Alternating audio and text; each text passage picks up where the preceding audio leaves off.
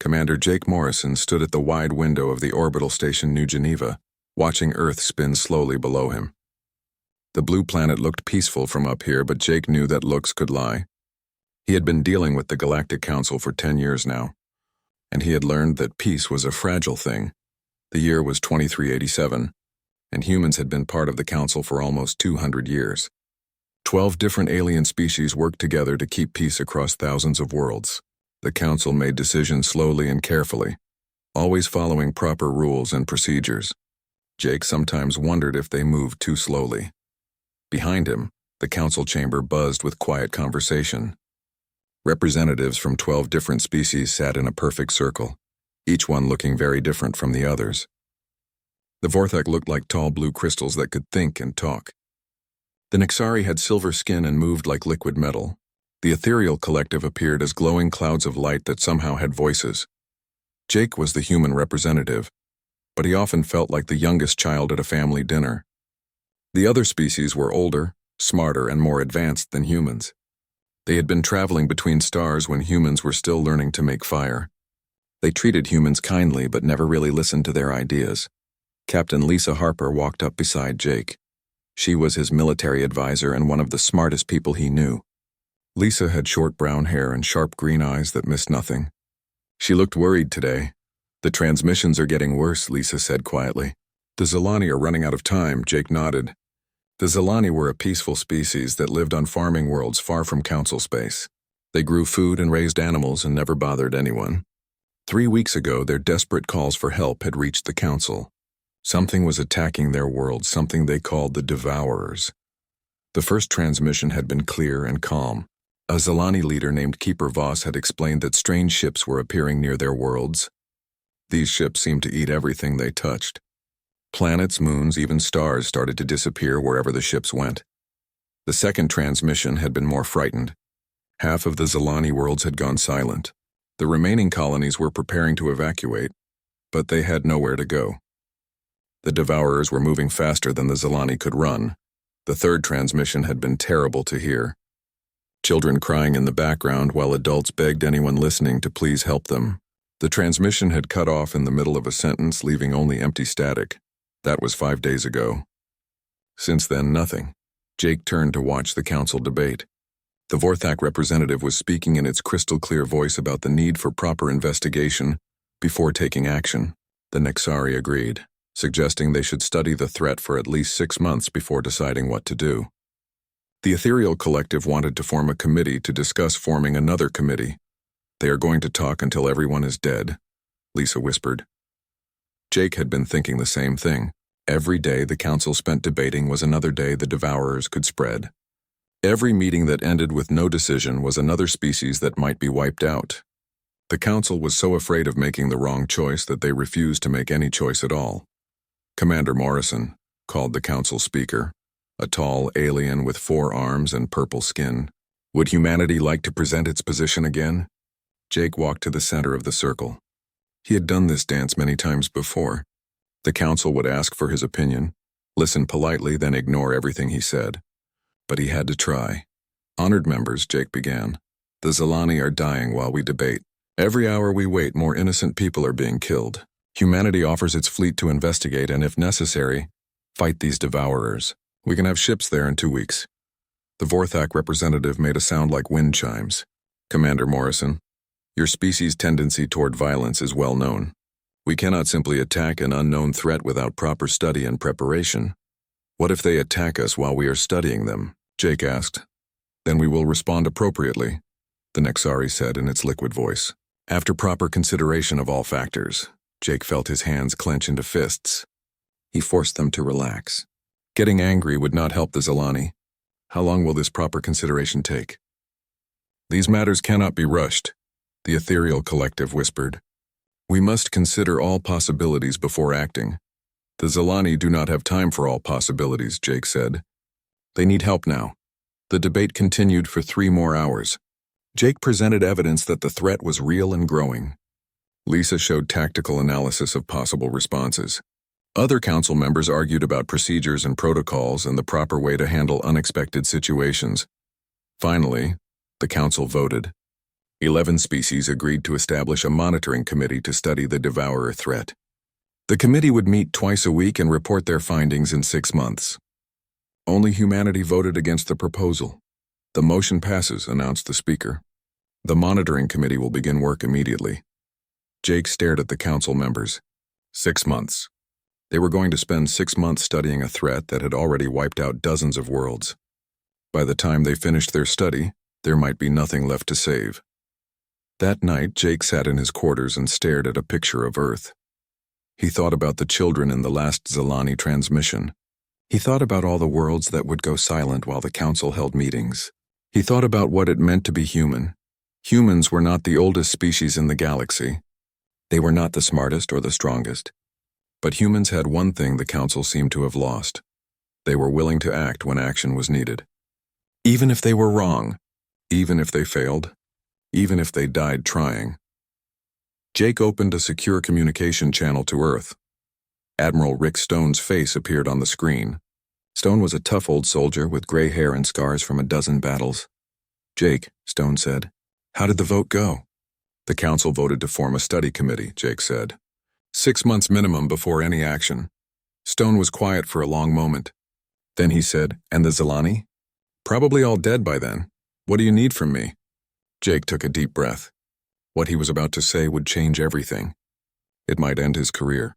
It might start a war. But sometimes the right thing to do was also the dangerous thing to do. "The council has turned away," Jake said. "Prepare the fleet." Admiral Rick Stone stood in the command center deep beneath the Rocky Mountains, watching dozens of screens show the movement of human ships across Earth's solar system. For 40 years he had served in Earth's space navy, fighting pirates and protecting trade routes. He had never imagined he would be preparing for something like this.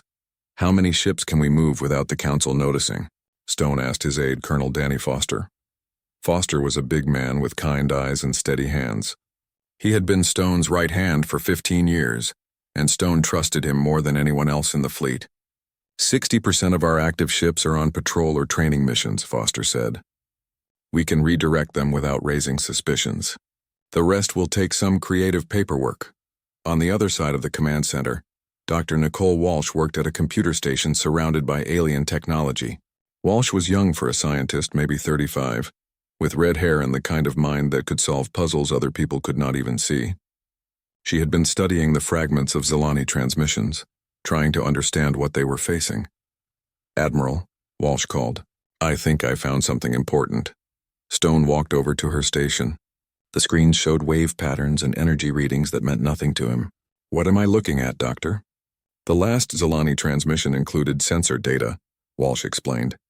"Look at these energy signatures. Whatever the Devourers are using, it does not match any known technology. The power levels are off the charts, but the frequency patterns are completely wrong." "Wrong how?" "Too simple," Walsh said. "Advanced alien technology usually operates on complex, multi-dimensional frequencies. This looks almost primitive, like someone took basic energy manipulation and just made it incredibly powerful." Stone studied the readings. He was a soldier, not a scientist, but he had learned to trust Walsh's instincts. "What does that mean for us?" "I am not sure yet," Walsh admitted. "But it might mean our weapons can actually hurt them. Most council species use energy weapons that operate on the same complex frequencies. Our kinetic weapons and explosive charges are much simpler." Chief Engineer Tony Blake looked up from another computer station. Blake was older than the others, with gray hair and hands stained from a lifetime of working on engines and weapons. "Admiral, if Dr. Walsh is right, we might want to strip the fancy alien upgrades off our ships. Go back to basic human technology." "That would make us less advanced than a council patrol boat," Foster pointed out. "Maybe," Blake said. "But it might also make us invisible to whatever sensors the Devourers are using." Stone made a decision. "Do it. Strip the alien tech from our frontline ships. Load them with kinetic weapons and chemical explosives. If we are going to fight unknown enemies, we fight with weapons we understand." 3 days later, the human fleet began moving. 60 ships left Earth's solar system in small groups, each one heading toward a different staging point. To any watching council observers, it looked like routine patrol rotations and training exercises. No one suspected that humanity was preparing for war. Stone commanded the fleet from the UES Defiance, humanity's largest warship. The Defiance was old but reliable. built in Earth's orbital shipyards 50 years ago. It carried 600 crew members and enough firepower to take on a small fleet. More importantly, it was built with human technology that the Devourers might not recognize. Colonel Foster commanded the Marine units spread across the fleet, 2,000 soldiers trained for boarding actions and ground combat. They practiced with weapons that would have looked familiar to soldiers from centuries ago. Explosive charges, magnetic accelerator rifles, and good old-fashioned steel knives. Dr. Walsh led a team of scientists trying to understand what they would be fighting. The Zilani had managed to send one last data burst before their final transmission cut off. Hidden in the static were sensor readings and tactical information that might keep the human fleet alive. Chief Blake worked around the clock to modify human weapons and shields. He removed alien energy converters and quantum field generators, replacing them with fusion reactors and magnetic projectors. The ships became less efficient but more reliable, like switching from a race car to a tank. The journey to Zilani space took 2 weeks. For 2 weeks, the Council continued their debates while the human fleet moved through empty space. Stone received daily reports from Commander Morrison about the Council's progress, which was no progress at all. They formed 3 subcommittees. Morrison reported during one transmission, 1 to study the threat, 1 to study possible responses, and 1 to study the other 2 committees. Stone felt his jaw clench. Any word from the Zilani? Nothing. The entire sector has gone quiet. When the human fleet finally reached the edge of Zilani space, they found silence. The first system they entered had once held a thriving colony of 50 million Zilani. Now it was empty. Not destroyed, not damaged, but empty. The planets were still there, but they looked wrong somehow. Smaller. Darker. Admiral, Walsh said from her sensor station, I am reading massive gravitational anomalies. It is like something sucked the mass right out of those worlds. Stone stared at the dead planets on his main screen. He had seen war zones before. Places where battles had left cities in ruins and continents scarred.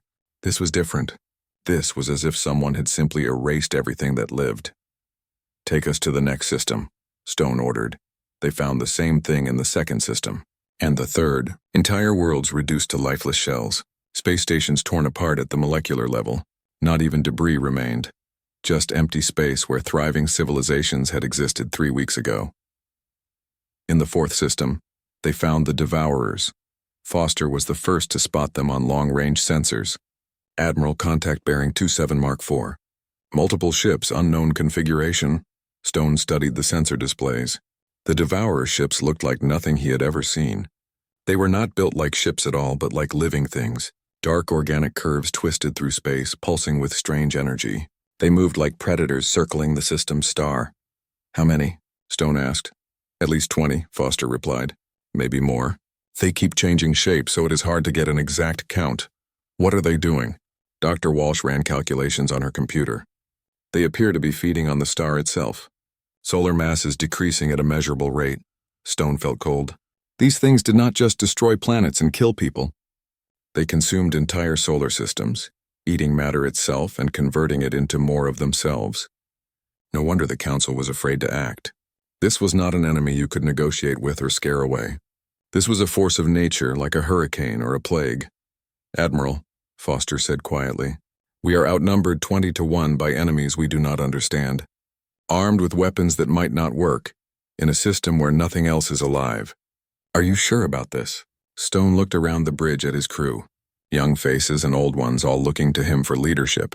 These people had followed him across the galaxy to fight an unknown enemy because someone had to do it. Because the Council had turned away and left innocents to die. No, Stone said. I am not sure about anything. But the Zilani children we heard in that last transmission are probably dead. The Council is still forming committees. And somewhere out there, these things are heading toward more innocent people. He turned to the weapons officer. Prepare all tubes. Load kinetic penetrators and high-explosive warheads. Yes, sir. Communications signal the fleet. All ships prepare for attack formation. Admiral, Foster said. What is our mission objective? Stone stared at the alien horrors on his screen. Humanity had never faced anything like this. They had no plan beyond showing up and fighting. No strategy beyond doing what was right even when it was impossible. Our objective is to make them stop, Stone said, even if it kills us. The first battle lasted 17 minutes and cost humanity 3 ships. Admiral Stone watched the UES Portland disappear into a writhing mass of dark energy, its crew of 200 vanishing without even time to scream. The UES Denver lasted longer, firing every weapon it had before something that looked like living shadow wrapped around it and crushed it like an empty can. "Fall back to Asteroid Field 7, Stone ordered. "Regroup and assess damage." Dr. Walsh studied the sensor readings from the battle, her face pale but determined. "Admiral, I think I understand what happened. The Devourers seem to feed on certain types of energy. When the Portland fired its plasma cannons, they actually made the enemy stronger." Chief Blake wiped sweat from his forehead. "The kinetic weapons worked better.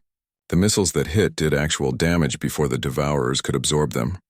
Colonel Foster checked the casualty reports. "We lost 600 people in 17 minutes. At this rate, we will be dead in an hour." Stone nodded grimly. The human fleet had started with 60 ships. Now they had 57, and the enemy barely seemed to notice their attacks. But something had changed during the battle. The Devourers had paused their feeding on the star to deal with the human ships. For the first time in weeks, they had stopped consuming and started fighting. "They can be hurt," Stone said.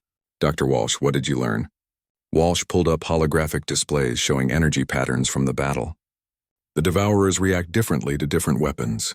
Energy weapons feed them, making them stronger. But kinetic weapons and chemical explosives actually damage them. It is like they are designed to fight advanced alien technology, not primitive human weapons." "How primitive are we talking?" Blake asked. "Very primitive. I think we need to strip every piece of alien technology from our ships. No energy shields, no plasma weapons, no quantum computers. Just fusion reactors, magnetic launchers, and chemical explosives." Foster looked skeptical. "That will leave us defenseless against their energy attacks." "Maybe," Walsh said. "But it might also make us invisible to their sensors. Look at these readings. During the battle, the Devourers targeted our ships with energy weapons first, kinetic weapons second. They seemed to have trouble even seeing ships that used only human technology."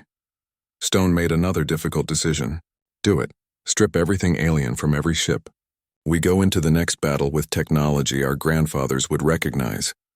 For 3 days, the human fleet hid in the asteroid field, while Chief Blake and his engineering teams performed miracles. They removed alien shield generators and energy weapons, replacing them with magnetic accelerators and chemical explosives. They stripped out quantum computers and installed simple electronic systems. They turned advanced starships into flying bunkers armed with railguns and missiles. Meanwhile, the Devourers continued feeding on the star. Each day it grew smaller and dimmer. Walsh calculated that the entire solar system would be consumed within a week.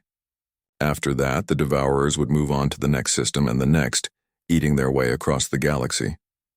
"Admiral," Foster reported, "I am receiving transmissions from Council Space. Commander Morrison is calling for you." Stone activated the long-range communicator. Morrison's face appeared on the screen, looking tired and frustrated. Behind him, Stone could see the council chamber where aliens continued their endless debates. "Rick, thank God," Morrison said. "Are you alive? We lost contact with your fleet 3 days ago." "We are alive," Stone replied. "Barely. What is the council doing?" Morrison's expression darkened. "They formed another committee. This one to study the formation of committees. Meanwhile, we are getting reports that the Devourers have appeared in 2 more systems. Millions more are dying while the council argues about proper procedures. Any chance they will approve military action? The Vortex say we need at least 6 months of study. The Nixari want to try diplomatic contact first. The Ethereal Collective thinks we should evacuate threatened systems and wait for the Devourers to leave on their own." Stone felt anger burning in his chest. "How many people have to die before they act?" "All of them, apparently," Morrison said bitterly. "Rick, I have been ordered to command you to return to Earth immediately. The Council says your unauthorized mission threatens galactic peace." "What did you tell them?" Morrison smiled for the first time in the conversation. "I told them the communication was breaking up and I could not understand their orders." Stone nodded.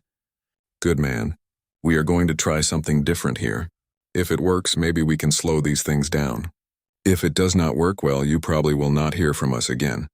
Rick, whatever you are planning, be careful. Careful does not save lives. Jake, fast action saves lives." The second battle began at dawn, ship time. Stone led his modified fleet out of the asteroid field and straight toward the feeding Devourers. This time, the human ships looked and acted completely different. No energy signatures, no advanced technology, just metal and explosives and human determination.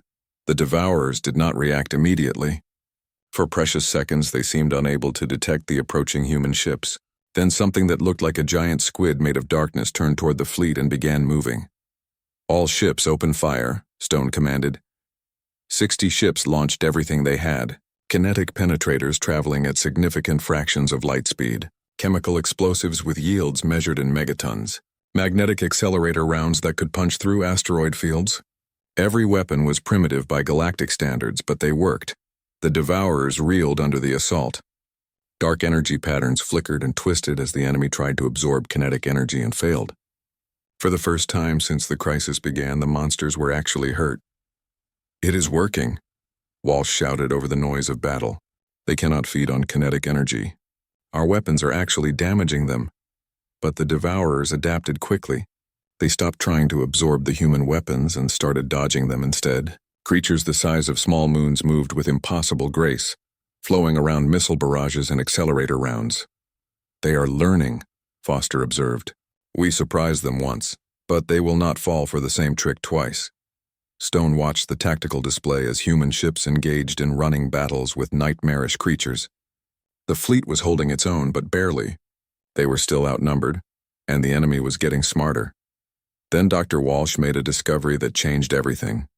"Admiral, I am reading massive energy fluctuations from the system's edge. Something big is coming through hyperspace." Stone checked his sensors. "More Devourers?" "No, sir," Walsh said, excitement growing in her voice. "Those are Council ship signatures. The Nexari Third Fleet just arrived in system." Stone felt hope and dread at the same time. The Nexari were powerful allies, but their advanced energy weapons would only make the Devourers stronger. "Signal the Nexari fleet. Tell them to stay back and do not use energy weapons." But it was too late. The Nexari fleet, seeing human ships under attack, immediately opened fire with their most powerful plasma cannons and quantum disruptors. The effect was instant and terrible. The Devourers began growing, feeding on the massive energy discharges from the alien weapons. "The Nexari are making them stronger," Walsh reported. "Enemy mass increasing by 20% and rising." Stone grabbed his communicator. "Nexari fleet, cease fire immediately. Your weapons are feeding the enemy." "Human commander," came the reply in the liquid voice of the Nexari admiral. "We are here to rescue you. Fall back while we handle this threat." "You are not rescuing us, you are killing us," Stone shouted. "Stop firing." But the Nexari could not believe that their advanced weapons were useless. They continued their attack, pouring more and more energy into creatures that grew larger and more powerful with each shot. Soon the Devourers were twice their original size and moving toward both human and Nexari ships with new hunger. "Sir," Foster said grimly, "we have to choose. Save the Nexari fleet or save ourselves." Stone looked at the tactical display. The human fleet could probably escape while the Devourers were busy feeding on Nexari energy weapons. It would be the smart choice, the safe choice, the choice that would let them fight another day. Instead, Stone did what humans always seem to do. He chose the hard way. "All ships, full attack. Cover the Nexari withdrawal. Sir, that is suicide." "Maybe," Stone said, "but it is the right kind of suicide." 6 months after the first battle, Admiral Stone stood on the command deck of a space station that should not have existed. The firewall network stretched across 3 solar systems, a web of defensive platforms held together by human engineering and alien technology, freely shared by desperate species who had finally learned to cooperate. The station shook as another Devourer probe tested their defenses. Stone watched the tactical display as automated weapon systems fired streams of kinetic rounds into the darkness beyond. The rounds found their target, and another piece of hungry shadow dissolved back into empty space. "That is the 4th probe this week," reported Colonel Foster, now promoted to general after the original general had died holding Firewall Station 7. "They are getting more persistent." Dr. Walsh looked up from her research station. She had dark circles under her eyes and had lost weight over the months of constant work. "The Devourers are learning our patterns. Each probe gathers more information about our defensive grid." Chief Blake wiped his hands on a dirty cloth. He had been working for 18 hours straight like most days. "The good news is the network is holding. The bad news is we are running out of people to maintain it." Stone nodded grimly. The firewall network was humanity's greatest achievement and its greatest sacrifice. When the Council had finally realized that the Devourer threat was real and growing, they had turned to the only species crazy enough to stand in the way of galactic annihilation. The network required constant human presence to function. The defensive fields that stopped Devourer matter conversion only worked when maintained by living operators. Someone had to be there, in the most dangerous region of known space, keeping the barriers active 24 hours a day. Volunteers had come from across human space. Entire ship crews had signed up for permanent duty. Whole families had relocated to the firewall stations, knowing they would probably never see Earth again. The Council called them heroes. Stone called them necessary. "General Foster, what is our current personnel status?" Stone asked. Foster checked his tablet. "We have 12,000 people spread across 47 stations. We lose about 50 people per week to various causes. Accident, equipment failure, void exposure, and sometimes people just walk out airlocks. Void exposure was the worst part. Dr. Walsh had discovered that prolonged contact with Devourer energy fields caused psychological breakdown in humans. Crew members started having nightmares about being consumed. They became paranoid, convinced that they were being slowly eaten from the inside. Some began hearing voices in the static of their communications equipment. "How are the other species holding up?" Stone asked. "Better than us," Walsh replied. "The Nexari volunteers seem immune to void exposure.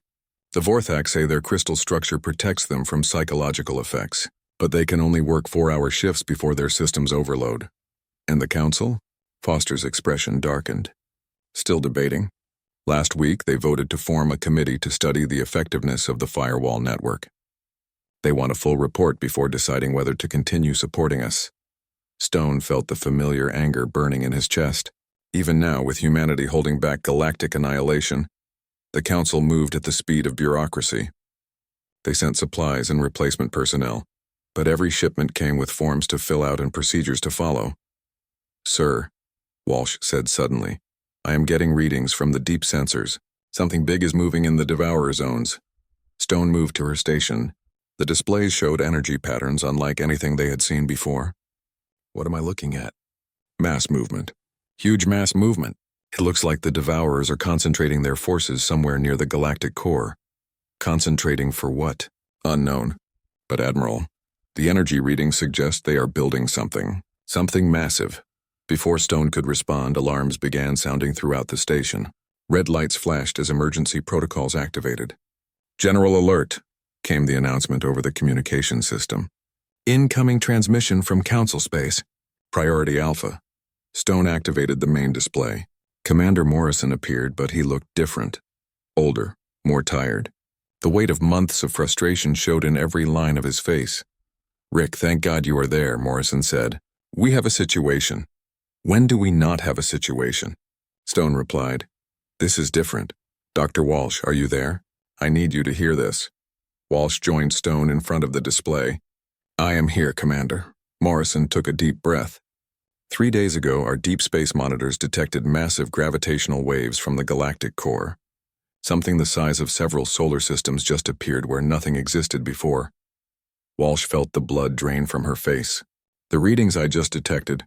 Admiral, I think the Devourers have been building something in the core regions. Something big enough to generate gravitational waves across the galaxy." "What kind of something?" Stone asked. Morrison activated another display showing scientific data. "Our best guess is a construction project. The Devourers have been using consumed matter to build some kind of massive structure in the galactic core. We think it might be their base of operations, or their control center," Walsh added quietly. "If we could destroy it, we might be able to shut down the entire Devourer network." Stone stared at the data. "How big is this structure?" "Conservative estimate," Morrison said, "about the size of our solar system. Maybe bigger." Foster whistled softly. "How do you fight something that big?" "You do not fight it," Stone said. "You go inside it and break it from within." Morrison nodded. "That is what the Council thinks too. They have finally approved a deep strike mission to the galactic core." "Finally," Stone said. "What forces are they committing?" Morrison's expression became uncomfortable. "Well, that is the problem. The Council has approved the mission, but they want to study the target for another 6 months before launching the attack." 6 months, Stone repeated flatly. They say the mission is too dangerous to attempt without proper preparation. Stone looked around his command center, at the tired faces of people who had been fighting an impossible war for half a year, at the displays showing Devourer probes testing their defenses every day, at the reports of human crews dying to hold a line that stretched across 3 solar systems. Commander Morrison, Stone said carefully, how long do you estimate before the Devourers finish whatever they are building? Morrison checked his notes. Dr. Chen thinks maybe 2 months, 3 at the outside. So the Council wants to study the target for 6 months while the enemy finishes building their ultimate weapon in 2 months. That appears to be the plan. Yes, Stone turned to his senior staff. Foster, Walsh, and Blake looked back at him with expressions he had seen before. The same look they had worn when the Council refused to help the Zilani. The same look they had worn when they decided to strip alien technology from their ships and fight with primitive weapons. General Foster, Stone said, how many ships do we have available for extended operations? 12 ships currently stationed at the firewall network. Maybe 8 more that could be pulled from patrol duties. Dr. Walsh, how long would it take to reach the galactic core? Walsh ran quick calculations. 8 months minimum. Through space controlled by the Devourers for who knows how long. Chief Blake, could our ship survive that kind of journey? Blake thought for a moment. With modifications and some luck, maybe. But it would be a one-way trip. We would not have enough fuel or supplies to come back. Stone nodded. He had expected as much. This was like every other decision humanity had faced since the crisis began. The right choice was also the impossible choice. Commander Morrison, Stone said, please inform the Council that humanity appreciates their approval of the mission. Tell them we will begin our approach to the galactic core immediately. Morrison looked confused. Rick, they have not authorized the mission yet. They want to study it for 6 months first. Then they can study it while we are gone, Stone said. The Council has turned away again, so humans will step forward again. 8 months and 12 days after leaving the firewall network, Admiral Stone stood on the bridge of the UES Defiance and stared at something that should not exist. The Devourer construct filled the main screen, a structure so massive that his human mind could barely process what he was seeing. Distance to target? Stone asked. 2 light years in closing, reported Chief Blake from his engineering station. Admiral, that thing is bigger than some star systems. The construct looked like a cancer growing in space. Dark tendrils reached between dead stars, connecting nodes of corrupted matter that pulsed with alien energy. At the center, something that might once have been a sun, now served as the heart of a machine designed to consume galaxies. Dr. Walsh studied her sensors with the intensity of someone trying to solve the last puzzle of her life. I am reading massive energy production from the core. Whatever this thing is, it is almost finished. Finished doing what? Asked General Foster. I think it is a transmission array, Walsh said quietly. A way to send the harvest signal across the entire galaxy simultaneously. When it activates, every Devourer unit will receive new programming. They will stop their current activities and begin systematic consumption of every inhabited system. Stone felt cold. How long do we have? Maybe hours. The energy buildup suggests imminent activation. Stone looked around his bridge at the faces of people who had followed him across the galaxy to die fighting an impossible enemy. The crew of the Defiance was down to 400 people from the original 600. They had lost 8 ships during the journey through Devourer space, fighting running battles against hunter-killer packs that grew smarter and deadlier every day. The surviving ships were held together with spare parts and determination. The UES Defiance showed damage from a dozen battles. The UES Courage had lost half its engines and flew on backup power. The UES Honor carried only kinetic weapons after its missile bays were destroyed in the last engagement. But they had made it.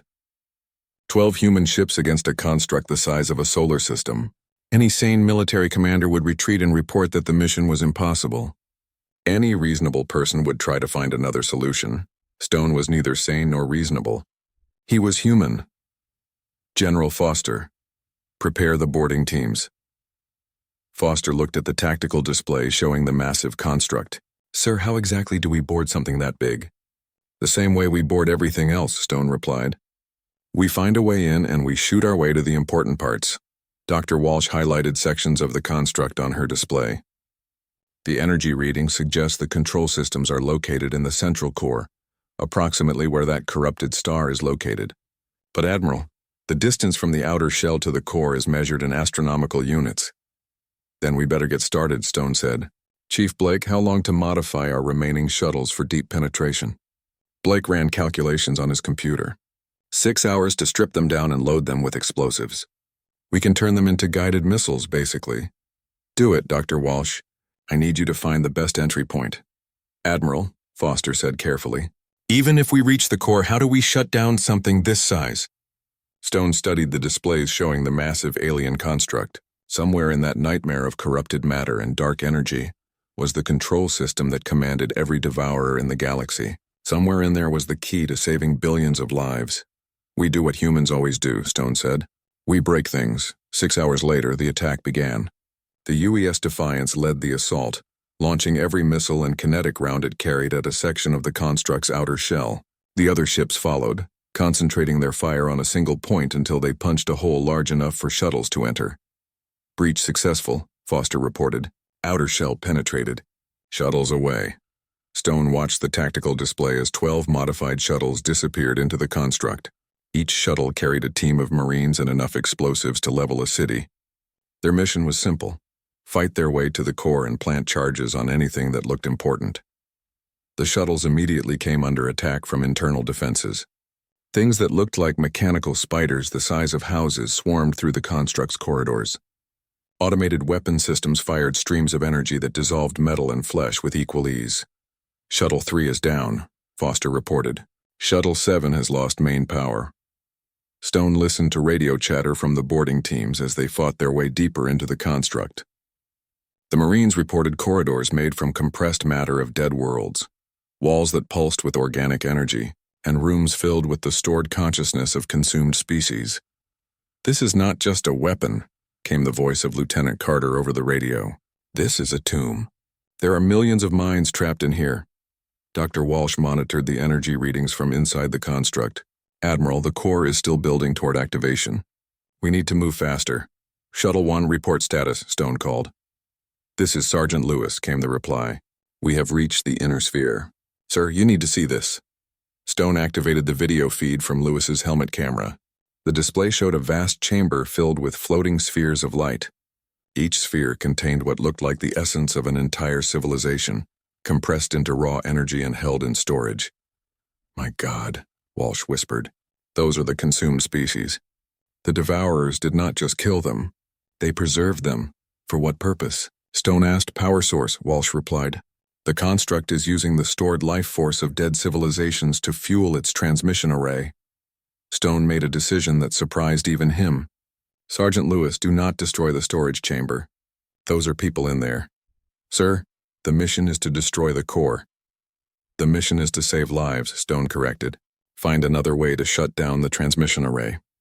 For 2 hours, the Marine teams fought their way through the construct while the ships outside engaged wave after wave of devourer defenders. The human fleet was being slowly overwhelmed, but they kept fighting, buying time for the boarding teams to reach their objective. Finally, Dr. Walsh found what they were looking for. Admiral, I'm reading massive energy flows from a central node near the corrupted star. If we can overload that system, it should cascade through the entire network. Shuttle 1, new target, Stone transmitted. Dr. Walsh is sending coordinates now. The final assault took place in a chamber the size of a small moon, where tendrils of dark energy connected to points of light scattered across the galaxy. Each point represented a devourer unit somewhere in space, all connected to the central command system. Sergeant Lewis and the surviving Marines placed their charges while fighting off automated defenses that seemed to understand what they were trying to do. The construct began emergency shutdown procedures, trying to preserve itself, but it was too late. Charges placed, Lewis reported. 30 seconds to detonation. All shuttles evacuate immediately, Stone ordered. Sir, we will not make it out in time. Stone closed his eyes. I know, Sergeant. Thank you. The explosion started small, just a few kilograms of human explosives in a chamber designed to withstand the energy of stars. But the explosives were placed precisely, guided by Dr. Walsh's calculations and human intuition about how to break complicated things. The cascade failure began at the central node and spread through the entire construct. Control systems designed to manage galactic consumption overloaded and burned out. Communication arrays that had coordinated millions of devourer units went silent. The stored life force of dead civilizations broke free from containment and dispersed back into space. "Admiral," Walsh reported with wonder in her voice. "The entire Devourer network just went offline. Every unit in the galaxy has stopped moving." Stone watched the tactical display as the massive construct began tearing itself apart. Without the central control system, the various components could not coordinate their functions. The corrupted star at the center flickered and went dark. "Signal the fleet," Stone ordered. "All ships withdraw to minimum safe distance." But they were too close when the construct finally collapsed. The gravitational shockwave caught the human ships and flung them across space like leaves in a hurricane. The UES Defiance tumbled end over end before its emergency systems finally stabilized the ship. When the sensors cleared, the construct was gone. In its place was empty space and the slowly expanding cloud of matter that had once been the heart of galactic annihilation. "Damage report," Stone called. "Multiple hull breaches," Blake reported. "Life support is failing. We have maybe 6 hours of air remaining. Communications? Long-range arrays are destroyed," Foster said. "We cannot contact the firewall network," Stone nodded. He had expected as much. The mission had always been one way. They had saved the galaxy, but they would not live to see it. "Admiral," Walsh said softly, "look at this." She had activated a display showing deep space sensor readings. Across the galaxy, Devourer units were dissolving back into normal matter. The harvest had ended. Billions of people in threatened systems would live to see another day. "Was it worth it?" Foster asked. Stone thought about Commander Morrison back at the Council, probably still arguing with alien bureaucrats about proper procedures. He thought about the firewall network, where humans continued their lonely vigil against the dark.